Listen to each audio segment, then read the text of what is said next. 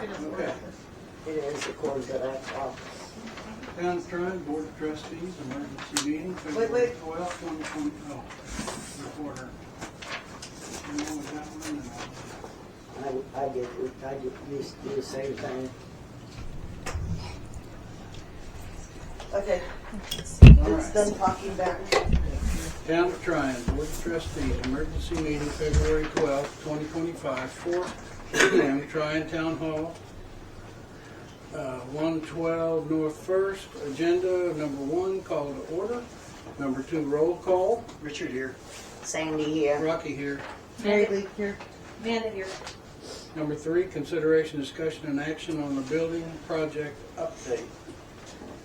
Corey got a hold of me a couple days ago and told me that he's got the engineer plans back from the lady that was doing them.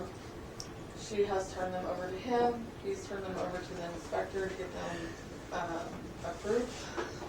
The inspector before stated that we would have to, with the piers on the building, would have to drill them pretty deep into the undisturbed soil. The inspector is stating that they need to be drilled into the undisturbed soil several feet, and the building lady that did the structural plans said that they don't have to be drilled into the soil as far as the inspector is requesting, like just a few inches, like 4 to 18, if any at all, actually. She said with the size of our building and the weight bearing, like our building's not like a 2-story building, it doesn't have like a ton of weight on it, it's just kind of a simple building, that she doesn't agree with the inspector as far as what he's requiring the piers to be drilled in the soil. So Corey's kind of at a standstill right now because the 2 options that we have, the first option is that we can go along with what the inspector is requiring or requesting of the structural plans, with the piers being drilled into undisturbed soil, or we can go with the inspector or the structural engineer, with her saying that we don't need the piers in undisturbed soil. If we go with the inspector, it would cause us to have to tear the pad that we just got built out and spend an extra $130,000 to pour a concrete slab for them to be drilled in properly, according to the inspector's request. Or we can go with the structural engineer and not have to tear the pad out, not have to spend the extra $130,000. There will be an extra cost of $30,000 because there's some extra concrete work that needs to be done. But like the contractor stated earlier, is that when we had our sit-down meeting with me, you, the inspector, and him, Corey had asked him if there was certain things that once we turned over the job to the structural engineer, if she sees that's something that the inspector is not, like the inspector has requested, but she doesn't see it important to have done to the building, if that's something that he would fight with us over, or if he's kind of lenient or work with us or whatever.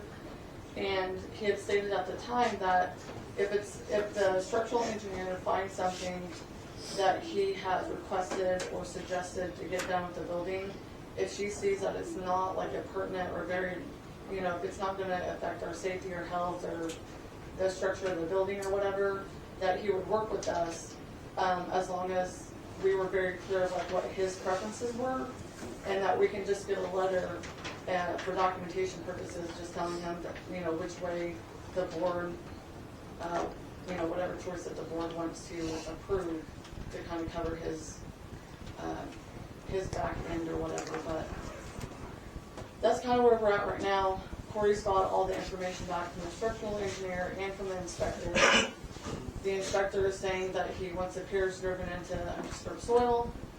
The structural engineer is saying that she doesn't believe that they need to be drilled into undisturbed soil like the inspector is stating. Corey needs to know what option that the board chooses to go with so that he can move forward. Well, wouldn't the engineer have more intel on that? I just can't understand piers that deep for just a metal building. Yeah. That doesn't make no sense to me.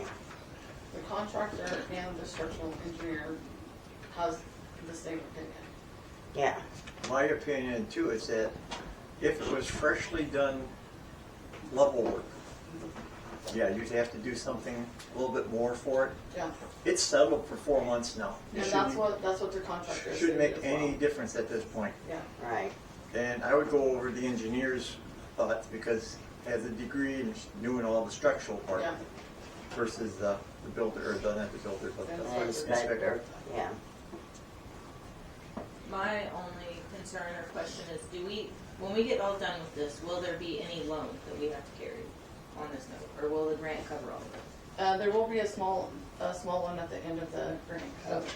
Only covering a certain amount of the. Would not doing it to the inspector's suggestion remove the ability of us to get that loan? So like, when you have a trailer house, you can't get an FHA loan unless it's on a slab or on piers or runners or whatever. David at Coed has told me since the beginning that as long as we're following, the rules and regulations and state codes and stuff, that's more or less all the requirement is. So if we're getting instruction from a certified state Grant. structural engineer, and we're going off of their professional word, then we're covered.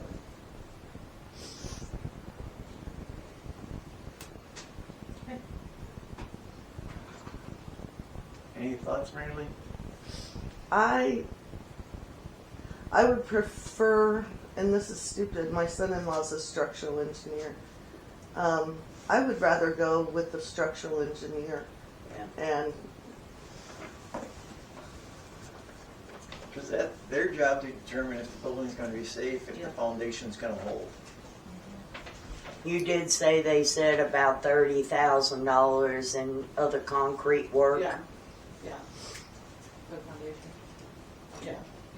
Corey just told me that it was for extra concrete work that wasn't seen beforehand.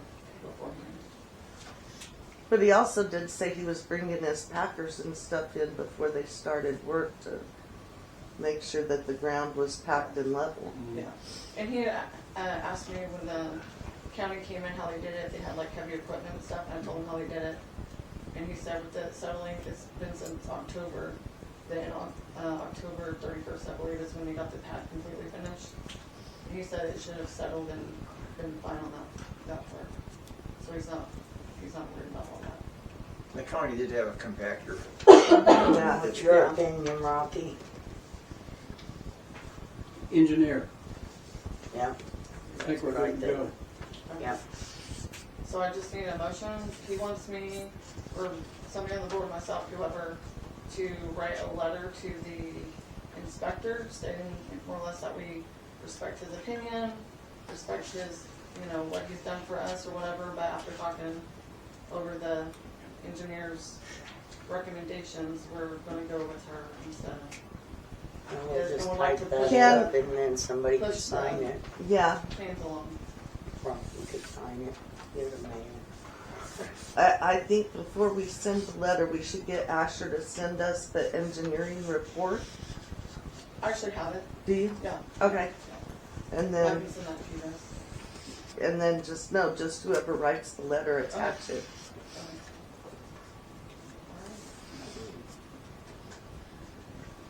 And then, I make a motion that we go with the engineer's cost of construction and decline the inspections. The, Recommendations. yeah, the state inspector or whoever he is for the piers. Amanda seconds. Rayleigh, yes? Richard, yes. Rocky, yes. All right, number 4, adjournment. Make a motion, we adjourn. Second? Yes. Richard, yes. Yes, Rocky, yes. Okay, so which grandbaby were you asking about? When your daughter moved into the new house. Allie, her baby's being fine. My son's youngest, the